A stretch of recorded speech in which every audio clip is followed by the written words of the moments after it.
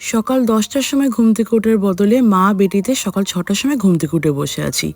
কারণ ভোর 5টার সময় যখন উঠেছি তখন দেখছি বাইরে প্রচন্ড বৃষ্টি পড়ছে আর অন্ধকার হয়ে আছে পুরো। মহা আনন্দে স্কুলের প্ল্যানটা ক্যান্সেল করে দিলাম, কারণ বৃষ্টির সাথে সাথে ওয়েদারটা প্রচন্ড ঠান্ডা হয়ে আছে আর এই সময়গুলোতে কিন্তু বাচ্চাদের খুব শরীর খারাপ হয়। তার কিছুক্ষণের মধ্যে বাইরে গিয়ে দেখছি রাস্তায় একদম জল জমে গেছে। বুঝে গেলাম যে ডিসিশনটা কিন্তু ঠিকই নিয়েছিলাম স্কুলে না যাওয়ার, কারণ স্কুলে স্বেচ্ছায় না গেলে মাঝে মাঝে কিন্তু খুব গিল্ট কাজও করে।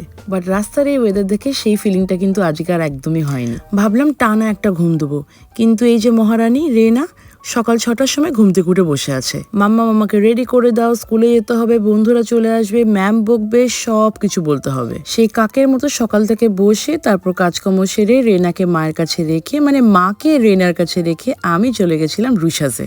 ক্লাসের শেষে দেখছি একটা পার্সেল এসছে আর সেই পার্সেলটা খোলার জন্য আমরা সবাই খুব এক্সাইটেড ছিলাম, কারণ আমি অর্ডার করেছিলাম রেনার জন্য কটা খুব সুন্দর সুন্দর বুকস। আর এই বইগুলো রেনা পড়ার আগে আমরা সবাই মিলে পড়িনি, কারণ বইগুলো এত সুন্দর সুন্দর মিষ্টি মিষ্টি গল্প থাকে ওর মধ্যে। তাই রেনার সাথে সাথে আমরাও এই বইগুলো পড়তে খুব ভালোবাসি। অর্ডার দিয়েছিলাম কিছু ব্রেন বুস্টারের বুকস আর মেজের বুকস।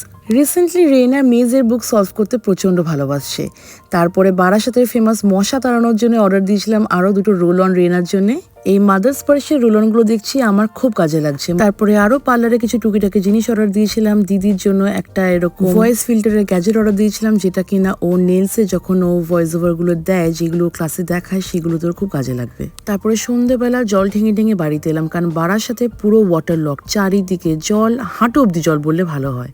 আর ঘরে এসে দেখছি রেনা ওর দিদার সাথে প্রচুর গল্প করছে। রাতে কোনো নর্মাল খাবার আজকে খেতে ইচ্ছে করছিল না, তাই মা অর্ডার দিয়ে দিয়েছিল আমাদের জন্য KFCর বার্গার। আর এটা ছিল রেনার কিন্তু ফার্স্ট টাইম বার্গার ট্রাই করা। প্রথমে বুঝে উঠতে পারছিল না যে কোথা থেকে শুরু করবে, তারপরে কোকো দাদাকে দেখে সেই মতো ও ট্রাই করলো। এইভাবে আমাদের একটা সুন্দর বর্ষার দিন শেষ হয়ে গেল।